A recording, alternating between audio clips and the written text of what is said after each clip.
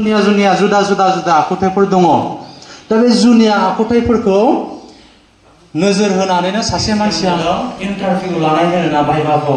बे भाइभाखौआ मानि थाखाय नोंनि पार्सनेलिटिखौ टेस्ट खालामनो थाखायसो नोंनि दिनै हस्तिनापुर बिजनि दख'रा दुलाराय बर' फरायसा आफादा दख'रानि सिङाव जायफोर फरायसाफोरा जौसिन जिथि मासि आवग्रिनो हाबाय मेट्रिक आरो हायार सेकेन्डारि बे मोननै आनजादाव जौसिन जिथि मासि आवग्रिनो हानाय फरायसाफोरखौ बरायदों आरो मान बावदों। आरो बे हाबाफारियाव आं बाक्सा जिल्ला दुलाराय बर' फरायसा आफादनि जानानै बाहागो लाफैदों।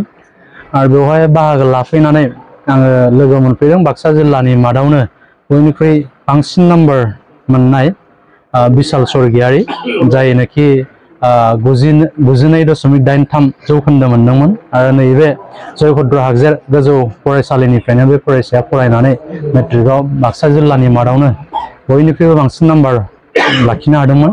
आरो कमल कुमार ब्रह्म देरहासार बान्था थामथि पजिशनाव दङमोन। दा मिन्थिनायाव नैबे ओनसोलनिफ्राय बाक्सा जिल्लानि मादावनो गोबां फरायसाफ्रा मोजां जौखोन्दो लाखिनानै उथ्रिबोबाय थानायखौ जों नुदों। मेट्रिक आरो हायार सेकेन्डारि जिहेतु जोंनि मोनसे सोलोंथाइनि देवना होननानै बुंनो हायो।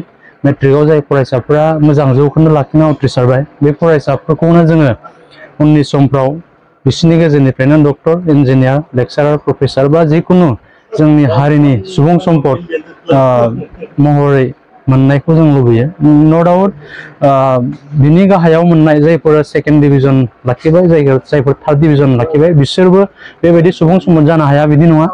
नाथाय अब्लाबो फार्स्ट डिभिजन मोननाय एबा जौसिन टप 10 मोननाय बिसोरखौ बरायनाया दुलाराय बर' फरायसा आफादनिफ्राय बोसोरफ्रोमबो जाबोदों हिसाबै देग्लायबो हस्तिनापुर बिजनि दख'रा दुलाराय बर' फरायसा आफादा बरायनाय हाबाफारिखौ लाबाय। जुनिया जुदा जुदा जुदा आखुथायफोर दङ। दा बे जुनिया आखुथायफोरखौ नोजोर होनानैनो सासे मानसिया माबायदि बेखौ सिनायोनो।